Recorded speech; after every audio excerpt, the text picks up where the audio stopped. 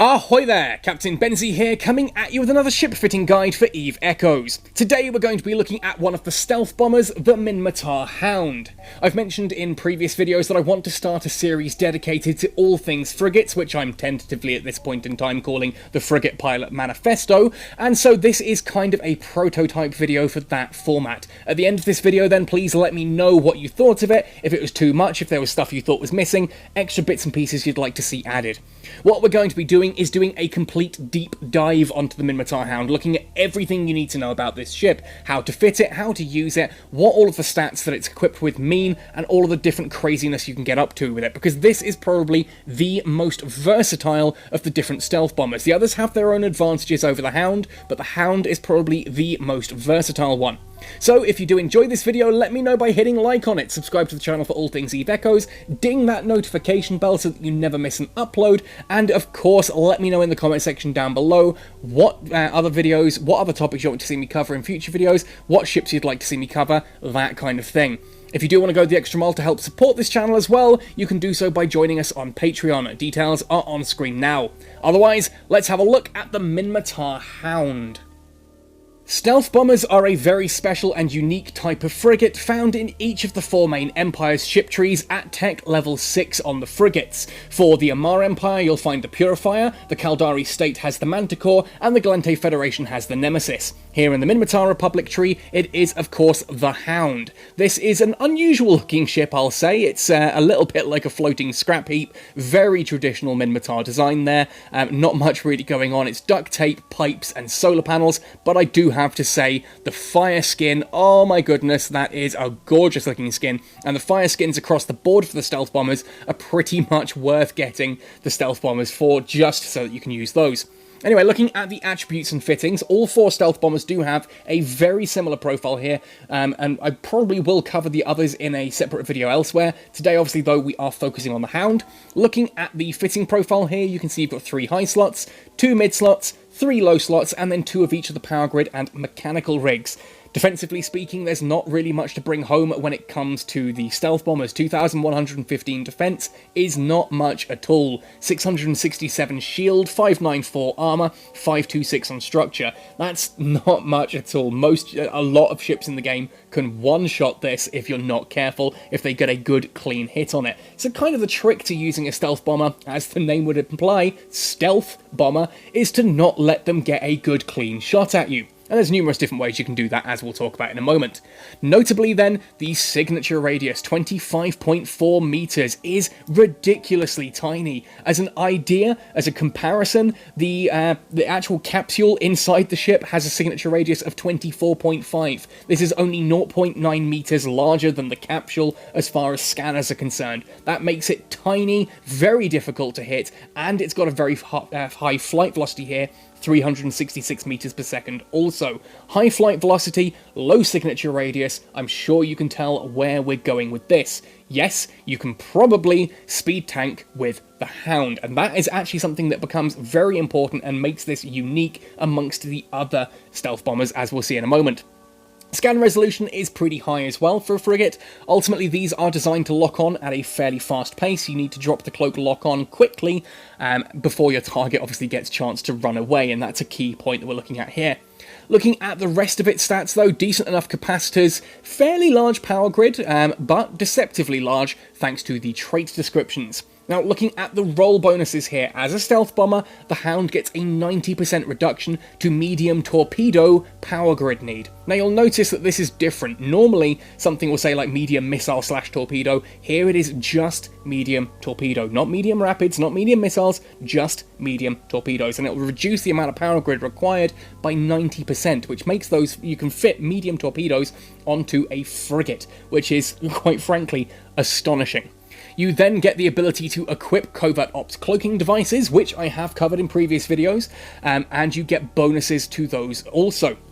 Basically, a covert ops cloaking device is a special type of cloaking device that you can warp whilst cloaked. If you just put a standard cloaking device on a ship, you cannot warp whilst cloaked. It's worth noting that when you are cloaked, you still appear in local, but you don't appear on the overview. You can be right next to someone, well, almost right next to them, and they won't be able to see that you're nearby. You won't get that little circle at the top right of your screen showcasing that you're nearby. Ultimately, a cloak cannot be used within 2 kilometers of an object. So if you're within 2 kilometers of a gate or a belt, you cannot apply the cloak, and if you move within 2 kilometers of someone else, you will decloak. Now this is where there's a couple of important points to make as well. Normally, when a cloak drops, whether you choose to or whether it happens by accident, there's normally a 30-second delay before you can even start locking onto someone. So yeah, sure, it's all very nice and well putting a cloaking device on your nice shiny Thrasher, but it's going to take 30 seconds between that cloak disappearing and you being able to even start locking on. Anyone remotely awake will have warped away in that time. This is where that 100% reduction to cloaking device lock delay is so important to the stealth bombers. You can drop that cloak and immediately hit lock on and you'll start locking. Don't get that delay. The second part as well is that there is normally a cloaking device reactivation delay. If you drop a cloak, accidentally or purposefully, there is a period of time before you can reactivate it. With the Hound and the other stealth bombers, that reactivation delay, is reduced by half, meaning that if something goes wrong, you're able to quickly put the cloak back on and get out of there. Remember as well, you cannot activate the cloak if someone has successfully locked onto you. If someone is locked on, you cannot activate the cloak. Well worth noting, very important point. Looking at medium missile torpedo upgrade then, as a skill bonus here, for every level you have in that gives you an additional 10% medium torpedo explosive damage and a 5% increase to medium torpedo electromagnetic damage. Now those two skills feature on every single one of the stealth bombers. It's a different spread though depending on the different types. Some of them it's explosive and electromagnetic, or electromagnetic and thermal, that kind of thing. So you can use a very specific stealth bomber against a very specific target if you're looking to maximize your damage. Here on the Hound though, I actually think that's a really good spread. The additional 25% electromagnetic damage helps cutting through shields, whereas the additional 50% explosive damage absolutely punishes through armor. Very, very useful. You also get a 10% increase per level, 50% maximum, increase to torpedo flight velocity. Of course, that's extra range and hitting the target faster. Between firing and it actually hitting the target, there's a shorter period because it flies faster. What makes the Hound different from the other stealth bombers is the bonus that it gets for Expert Frigate Command. In the case of the Hound, it's a 5% flight velocity. At Expert Frigate Command 5, that's therefore 25% additional flight velocity on top of that already fairly nippy 366. Now, the other stealth bombers get things like inertia modifier or scan resolution, not as useful when it comes to certain tactics as the Hound's one here of flight velocity. I will argue that the Purifier having additional scan resolution makes it slightly better for PvP, as you can pull up to a target, you can decloak, and you can lock just that little bit faster, start applying damage quicker before they warp away or before they have time to respond either way, but for the purposes of this video, that flight velocity bonus is very, very important and dictates the kind of things we can do with the Hound, because that ability makes the Hound capable of PvE. Yes, you can go ratting with the Hound, as I'll showcase later. Now let's be honest, if you've bought a stealth bomber and skilled into it, chances are you've done so for its abilities in PvP combat. Yes, we're talking about that ability to cloak, warp next to someone, get right up with them unsuspecting right there, drop your cloak, lock on and hit them with everything you've got. That is very much the stealth bomber playstyle here in EVE Echoes, and that's what we're going to be leaning into in this PvP fit. Now, of course, the high slots should go without saying. You've seen those roll bonuses. Of course, we're going for medium torpedoes, and you'll see that the power grid requirement for these has dropped down to a piddly 6.4 megawatts, thanks to that roll bonus of 90% power grid requirement for medium torpedoes. I've actually gone all the way to the top here for Pitham C-type medium torpedo launchers as well, as these are fairly cheap on the market since almost no one wants them. They're pretty much only used by stealth bomber pilots currently. We are expecting to get buffs to the torpedo launchers, medium torpedoes, once the November balance patch rolls around, so this is a great time to be a stealth bomber pilot. This works quite well now, and it's about to get even better. Looking at its stats, you can see there's a lot of damage on this, 73.84 DPS, with a missile range of 12.17 kilometers, thanks to the roll bonuses here on the Hound as well. The explosion velocity and the explosion radius might leave a little bit to be desired when you're going up against faster moving, smaller targets like frigates or destroyers, but they still can be very useful, as you'll see later on, if you just fit accordingly and think about what it is you're going to be engaging. If you're going up against things like either retrievers or cruisers, larger destroyers, even battle cruisers, this is an excellent PvP fit that can do a lot of damage to those targets without them having an idea of what's actually coming. Now, of course, that means we do need a covert ops cloaking device. Now, it needs to be a covert ops cloaking device. This build does not work if it's not covert ops, because you cannot warp if it's not a covert ops cloaking device, meaning you would jump into an anomaly or a belt, then you cloak. At which point anyone who's paying attention has already seen you and is going to move away. The benefit here is that you can warp in, they don't even know that you're right next to them. Then you drop the cloak, lock on, and hit nice and hard.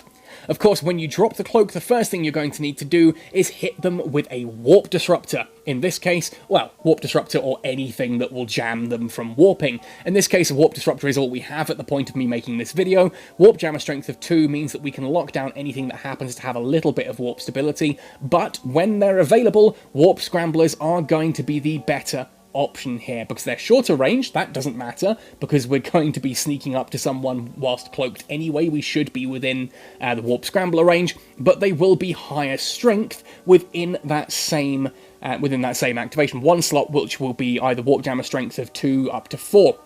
Anyway, once we've dropped our cloak and we've hit the warp disruptor, the next thing to do is hit them with a stasis web of fire. Now, why would you do that even against a larger target? Ultimately, missiles apply their damage. The calculation used for missile damage application uses the actual velocity of the target. So even a cruiser that's moving at 100 meters per second compared to a cruiser moving at 50 meters per second, the missiles will do more damage. And against things like frigates and destroyers, this is absolutely vital. You just will not do decent damage without the web of fire. The better the web of fire you can get, the better. I would go for a Predator if I had one going spare. I don't at the moment, so an Interruptive will have to do for now. Now, the other two low slots here are a small afterburner. I've gone for a Ranger, nice high-powered one. This is to speed tank. Once I have dropped the cloak and I've got the warp disruptor active and the web of fire, and I've opened fire, I can start a nice tight orbit around the target and speed tank any shots that they want to take back at me. Remember that the Hound is fairly fast moving on its own, it's got a ridiculously tiny signature radius, and then you've also got this speed bonus, which stacks nicely as well with the expert frigate command flight velocity bonus there. This becomes a very fast moving, very small target, very difficult to deal with, as you'll see later. The third slot is kind of one of two options. If you're going dedicated against something like a cruiser, you can probably get away with swapping this for like a ballistic control system for the extra missile damage. Here though, I've gone for a veteran small shield booster. This just allows me to take any damage that I do take, I can repair. It allows me to stay in combat that little bit longer, and if things go a bit wrong, I've got a bit of a shield there that I can actually pad myself with whilst making an escape. You could go for a shield extender. I wouldn't recommend it because a shield extender does increase your signature radius and thus makes you easier to hit. Kind of messes with the build we're going for here. Now, for the rigs here, the rigs are going to be the same for both builds. I've gone for a Warhead Califaction Catalyst for the straight-up damage bonus, and a second one there as well. Yes, I could go for the the Bayloading Accelerator to fire faster, but the reason I've gone for this is because that first burst of damage can sometimes be enough to cripple a ship instantly. The extra DPS doesn't matter. Ultimately, yes, something like using the Bayloading Accelerator and the Califaction Catalyst in tandem works nicely if you're going to be in a prolonged fight, but in a shorter fight, the extra damage for those first few shots is what matters most. For the combat of the mechanical rigs here, I've gone first of all for a polycarbon engine housing, which allows me to maintain the tight orbit that I want nice and easily. It means I don't lose as much my flight velocity whilst orbiting. The second one, of course, is, as you would guess, auxiliary thrusters 2 for the flight velocity adjustment, 15% there as well, extra speed. This is all about the speed, all about staying as fast as we can and hitting the target quickly, damaging them, and then either fleeing if that's not enough and they're starting to get dangerous back, or just killing them quickly and moving off to the next target, which we're going to showcase now. Okay, we've got one. 5 Angel Medium Anomaly, and I found a Thrasher Fleet issue here doing the Combat Anomaly. Let's go and ruin his day. So we're going to set the orbit to 9 kilometers. The little circles at the top right, the overview, I'm not going to appear in that. He has no idea I'm here. Let's wait until we're at the 9 kilometers, then I'm going to drop the cloak. Wait for it. Wait for it. Yeah, there we go, drop the cloak, hit the lock, start to activate all the modules. Whilst we're locking, we can preheat all of these, get the locks into place, start doing the damage, and let's ruin this guy's day. I am so sorry there, Bochini80, Bochini80, I don't know how you pronounce that, but we've locked on, we've got him held down. This is the first now that he'll have seen that we're even in this anomaly with him. Oh man, it almost feels bad. But being quite a small ship, we need that stasis web of fire to make sure that we're getting the maximum amount of damage per torpedo blast. You can see the total damage per blast isn't that huge in comparison because we are going up against a small ship. And small ships, medium torpedoes do not apply damage overly well to small ships. I really was hoping for something like a cruiser or a battle cruiser, but the same token, it's quite nice to be able to showcase that you can take out destroyers with this. Now, he has locked onto me, he is shooting back at me, but you can see the shield booster is doing more than enough. I'm taking so little damage thanks to being such a small target that I'm quite happy just orbiting, taking very little damage, put that shield booster on, and we can just chip away at him. Oh man. Oh, okay, let's deactivate the shield for a bit because I'm getting a little bit low on capacitor. I can cycle that and rep it as needed. You can see each hit's, what, 3% of my shields there? That's not much at all. Oh, down to about a third of hull. Oh, shame. Shame. His shield booster just tried a little bit there. Yeah, a couple more hits, and this is going to be all over him. Takes a bit of time, as I said, because it is a small target. We can't do full damage. Let's see what he'll drop as well. Oh, down he goes. Sorry, buddy. To lock on to that capsule and send you back home as well. I'm imagining he's going to warp away before we get a proper lock. Nope, okay, fine. Now, in EVE Online, killing capsules is considered rude. I'm of two minds here in EVE Echoes. To me, it's sending you home faster to get your new ship. I think that's probably the politer thing to do, rather than just leave them. Let's get a bit closer. I'm not quite orbiting at the range I need to be. To me, killing a capsule is the polite way of dealing with it. And certainly in things like fleet PvP or system defense, it's absolutely critical to destroy capsules to send them home. Otherwise, you're just going to have spies in your system. So, good practice. There we go. And we may as well finish off this stabber while we're here as well, because, oh, shame. Let's see what... Come on, cruiser! Cruiser! Nope, just us. Okay, well, let's autopilot through to the next system then. I wonder what that guy actually had. Let's just check. Ooh, hello, new private message. Okay, I'm curious to know what that guy actually had on his destroyer. Let's have a look. Combat log. Kills. Okay. That hasn't come in yet. We'll have to see what's going on. Oh, hang on, autopilot. No. I'm at a gate. Warp away. Wait, what? Come on, can we... Okay, I don't know if that's a bug or if that's intentional or what, but I just warped through whilst being locked on by Concord. They did not shoot at me in time. I actually got away with that. Quickly, get out before they lock on. Quickly, yellow boxing, go. Oh, quickly, come on.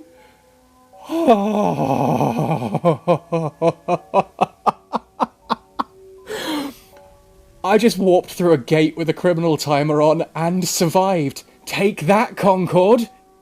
This next build utilises the Hound's ridiculously small signature radius, plus all of the bonuses to speed that it gets to its flight velocity in order to go speed tanking in PvE, and I will showcase that this one can work in just a moment. First things first though, it is vital to note that this is very skill dependent. First things first, you are going to need Expert Frigate Command at least to level 3. I tested this at level 1, level 2 and level 3. Level 1 and 2 are very difficult, level 3 is about where it starts to become possible. Expert Frigate Command 4, very comfortable level, though obviously I will be taking this up to level 5 as soon as possible. Just 280 hours. Oh, it's a long one. Secondly, under navigation, you're going to want to have Afterburner trained right the way up too, for that Afterburner velocity bonus there, and obviously Advanced Afterburner gives me an additional 8% on top of that. The higher you can get your Afterburner, the better this is going to be, because it helps you maintain capacitor stability, whilst also giving you the extra speed that you need in order to make this an effective speed tank. Now, all we've done here to change this from the PvP build is swap out the Warp Disruptor for a second Interruptive Stasis Webifier. That's so that we can web 2 targets if we need to, just in case something is posing a difficulty, or we can web a target twice if it's too fast for the torpedoes to be properly working on. You've just seen how things worked with the Thrasher fleet issue there, and how little damage it took, how little damage the Slasher 2 took. So having 2 webs suddenly changes things up a lot. You get a lot more damage on smaller, faster moving targets. Secondly then, in our low slots, because we don't need a Covert Ops cloaking device for PvE, I've swapped that out for a full duplex ballistic control system, just for that extra damage to the torpedoes. Additional damage there, 5%, a damage bonus when activated is 8.03%, and you've got the faster there activation time too. Massive DPS increase when it's active, but a nice DPS increase for being cold as well. Now you'll notice that again, capacitor here is not 1 minute, it's not capacitor stable, it's only 1 minute 50, so some people have asked why not put a Nosferatu on this? Well, ultimately because I want to be a little bit further out. I want to be able, the flight on this, the flight velocity is more important than its ability to orbit, so I can sit there at like the 11 kilometer quite comfortably, but that's not really a Nosferatu range. Also, I don't need to have everything here active at once. As you'll see, both the shield booster and the ballistic control system only get activated when they're needed, which means that that capacitor, that 1 minute 50, is obviously with everything active, and we don't have everything active. We fly with most things off and turn on those 2 things just when we need them. That means that this is actually deceptively capacitor stable, but don't take my word for it. Let's showcase this one in an anomaly. Let's jump here into a Tier 8 Angel Medium anomaly. Tier 8 and Medium. This is not the kind of thing that a standard frigate would normally be pretty good at, and I've warped in at the 30 kilometer range just so I've got a bit of time to pick my targets and work out what I'm going to go for first. Obviously, those slashes you've seen, those are going to be a problem. They're my first targets. I'll let the game pick out what I should go for next. We're then going to set the orbit. I've got the afterburner active. We're going to start moving and start speed tanking to the best of our ability. Now, yes, I'm going to take a bit of damage on the way in, so that shield booster does need to be activated. I can then, as soon as I'm in range, activate here the 2 stasis webifiers and the torpedoes. Let's start taking out that slasher. You see, it's a little bit, it's still not great on the damage there, but fortunately these are not exactly stable ships. They're quite fragile, so we can punch through that quite quickly. Going to leave that shield booster working its stuff for the time being, just until I'm comfortable that the main threats have been taken care of, which are going to be those fast-moving frigates. Those are always your first priority in an anomaly like this. Slasher interceptors, those 100% need to be taken care of. I can now orbit a little bit further away from this slasher interceptor, which hopefully will take me out of its webbing range. Yep, has done so. There we go. We activate with the webifiers and the torpedoes running on this. You can see that is still, it's decent enough damage, and we can turn the shield booster off as well. Don't need that at this point in time. Now that it's just one of them, I'm not taking much damage at all. I can then just activate that when I need to. So let's get rid of that first, that second slasher interceptor. There we go. And then we're going to pick our next target. So I actually really would like to get that stabber out, because stabbers can be a bit of a problem, especially a sniper. If that hits me, it's going to do a lot of damage. Let's get that one taken care of. You'll see the numbers now are a little bit higher on the damage as well, because I'm up against a larger target. You saw that the slasher was taking, what, 2 or 3 shots to get through the shields. It's still taking only 2 or 3 shots to get through a stabber's shield, because those torpedoes are now doing much more damage, because they can apply their full damage properly, thanks to how explosion radius and explosion velocity work. So, very quickly taking out that stabber. Down it goes astonishingly quickly, and you can see I'm not even touching that shield booster at the moment. No need for it. I'm not taking damage. Obviously, there is that concern of what happens once we reach the next wave, so I will showcase that. Down goes that stabber. Let's take out the Cyclone next, because I believe that's slowly orbiting through the dark void of space. Like, even when I'm focused on the ship, you can barely see it. Zoom right in, and suddenly there it is. Cool. Let's see if we can get the nice shiny glimmer on the top when that red really sort of pings out. I mean, look at them. Look at the actual torpedoes and the solar panels there. The proper fiery glow to it. Just looks so cool, and those little lights on the end shining in the dark void of space. Almost poetic. Beautiful looking ship. I don't care what people say. Yeah, it's Minmatar. Yeah, it's duct tape and pipes and solar panels. But you know what? It just looks like it means business. There is no sort of... no energy wasted on anything other than pure destruction and making the ship as effective as possible. We're not a Mar that, make up for the fact that our ships aren't all that great by making them look good. We just kind of get on with it and do it. Anyway, here we go. Tornado about to pop. Next wave incoming.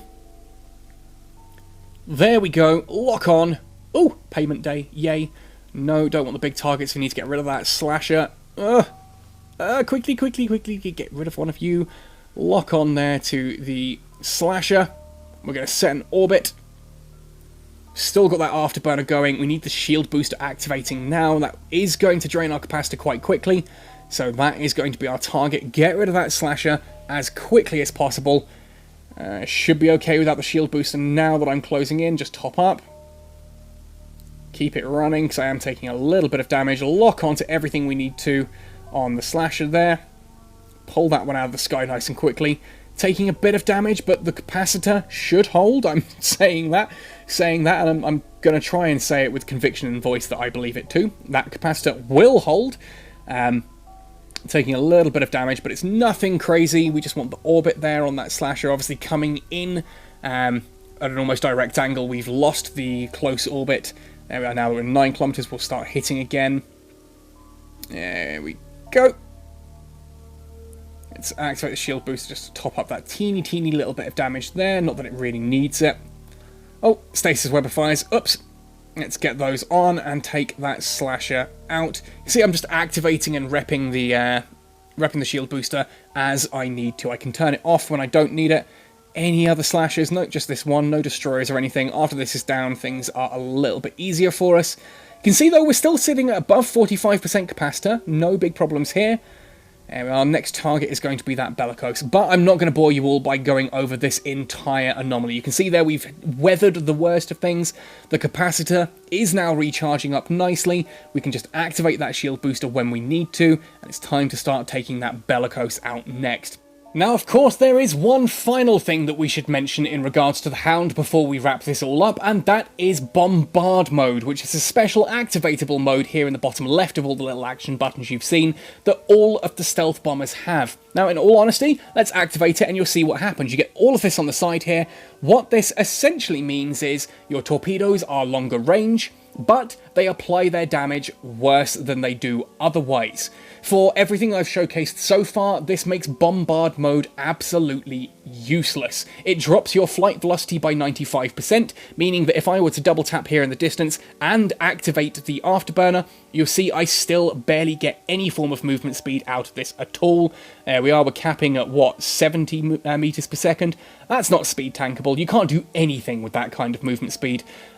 It just allows you to kind of relocate a little bit at a time. The extra damage and the extra flight velocity and all that kind of thing, nice. It helps you if you're hitting something like a cruiser or a retriever or a battleship, but you lose all survivability whilst doing it. Bombard mode is an unusual thing. A lot of people say, what is the point in Bombard mode? And ultimately, it's gang PvP. If you and a couple of your mates are flying stealth bombers and you move together, obviously make sure that if anyone warps to you, they warp at least 10 kilometers away so that they don't drop your cloak. You don't drop each other's cloaks by getting within 2 kilometers of each other. Ultimately, you warp into an anomaly together, you find your target, you move into position, you drop the cloak, activate Bombard mode as you're locking on and locking the target down, and then all 3 of you, or 4 or 5 or however many of you, are able to hit at once with all of their bonuses. That suddenly makes the stealth bombers capable of an insane amount of alpha strike. The idea there is that you need to delete your target in literally 1, 2, maybe 3 volleys maximum, and if you don't manage that, someone is going to die in response, because that is how fragile the stealth bombers are. And when you've got no ability to speed tank or move out of the way or anything, you are just going to take those hits and get utterly obliterated. Obviously you can deactivate it, but as you see, there is a reactivation deactivation time of about 10-11 seconds, so you can't activate it, realize you've goofed up, and then quickly deactivate. You do have to wait a bit of time before you can. Then obviously you can double tap and start to move away, and you see already my flight velocity has massively increased. that would then allow you to get to range. Now, if you're going to be doing that kind of gang PvP, at that point I would swap out the Afterburner for a micro warp drive. Obviously, again, go with the other PvP fit, basically what you see on screen now, but use the cloak, swap out the shield for the so swap out the shield here for the cloak.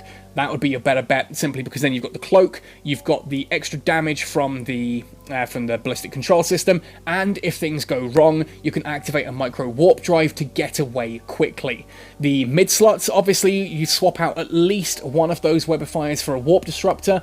If you're going hunting for things like retrievers, it's great fun to take 3 of your mates in total, swap out all of those for warp disruptors, and just lock something down with literally, what does that work out as? That's 4 apiece, 3 of you, 12 warp disruption. That can be difficult to escape, and you just punish that retriever and then warp away to safety. But that does wrap up everything that I wanted to say here regarding the Minmatar Hound. We've talked about using it in solo PvP, we've talked about group PvP, including using Bombard mode, and we've talked about how to speed tank in PvE with it. Hopefully that's given you some inspiration on how to use this absolutely incredible little frigate. Hopefully that's given you an idea of what kind of crazy things you can get up to, and hopefully I'm going to see a few more of you guys flying around in Hounds and having an awesome time with it. Anyway, that wraps things up for this video. Do let me know how you found it, if this has inspired you, if it's something you want to try. Perhaps you've got a different build for using your own stealth bombers, or different ideas yourself. Let me know in the comment section below. Otherwise, folks, thanks for watching right the way to the end. Happy sailing, and see you in New Eden!